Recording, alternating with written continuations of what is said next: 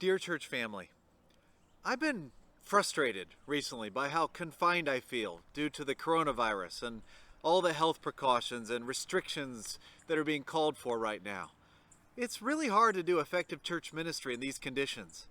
I mean, we can meet, but asking everybody to sit at 6-foot spaces, to wear masks or face shields, to make reservations before coming to church, and then not seeing everyone because we're spread out over so many different worship times. I mean, I get it, and we're doing it, but sometimes it feels really confining. I feel like we're in a tight spot, with not a lot of room for maneuvering. And it takes 3 times the work right now for 1/3 of the results. Yes, we make the best of it, but it's kind of frustrating and sometimes exhausting. We're kind of in a tight spot. I don't know about you, but my tendency when I get in a tight spot is to grumble and complain. This morning I was texting with Joel Michaels and I was complaining about how these conditions make it hard to do effective church ministry. There are all these roadblocks to getting folks connected to each other, to corporate worship, to good teaching, to effective service. Roadblocks everywhere. And Joel and I agreed that we need to get our eyes off of ourselves and even off of the roadblocks and onto the Lord. Because what does God like to do when we are in a tight spot? Tonight at prayer meeting, we're going to look at Exodus chapter 14, where the nation of Israel was in a tight spot. They had just been freed from bondage to Pharaoh, but they'd not yet made it fully out of Egypt.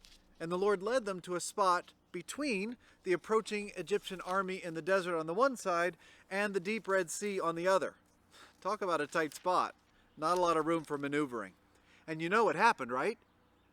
There was some grumbling and some complaining. That's what happened. And then there was some rebuking. Moses said, Exodus 14:13, "Do not be afraid.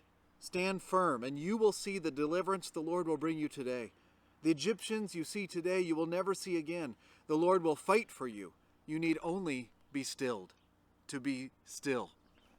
And you probably know what happened next, right? Moses raised his staff and then a miracle happened. If you don't know what happened, maybe read Exodus 14 today or come tonight to prayer meeting. If the weather holds, we'll have it under this tent and masks will be optional. If it's bad weather, we'll be inside and masks will be required. By the way, tomorrow is the deadline to sign your kids up for Kids Bible Story Hour that's happening here in the Ark Park this Saturday. Parents, if you haven't already, get online and tell us that your kids are coming to that safe, fun, and spiritually nourishing event this Saturday at 10 a.m. Now, beginning this Sunday, we're going to have 3 worship times on campus. 8 a.m., 9:30 a.m., and 11 a.m. And we need to know who is coming to each one. Are you an 8 o'clock person? Are you a 9:30 person? Or are you an 11 o'clock person? I'm excited to see the reservations pour in and who all is coming to each service. There's a bunch of folks who are coming back for the first time this month, and I can hardly wait to see you all. I'm excited and relieved that we will have a place for everybody. So now it's time to get everybody in their place. Make your reservation by phone or online by 3:30 on Saturday. Bring your mask or face shield on Sunday and come join us for worship. And because I won't have to run off to the Zoom meeting, I'll be able to visit with folks under the tent after and between all of the worship times on Sundays. I'm looking forward to having more fellowship time with many of you. We are still going to have a family fellowship meeting on Zoom because that's still the best place for some of us, but the time is moving to 6:30 p.m. on Sunday evenings. This Sunday, July 12th, will be the first Sunday at the new time, 6:30 p.m. Our first special guest for that will be Greg Schinke of Vision of Hope Ministries in Haiti. Greg was one of Enoch Lucian's best friends and helps to lead the stateside part of the ministry. Greg is going to tell us a little bit of how the Lucian family and the churches, orphanage, and school that Enoch helped to start are faring now that he is with the Lord.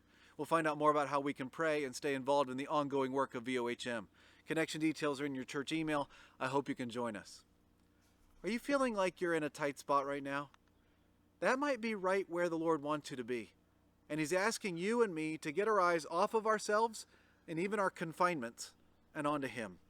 I'm starting to pray that God would do amazing wonders among us during these difficult days. Wouldn't that be awesome? So let's get our eyes on the Lord and watch Him work. See you Sunday.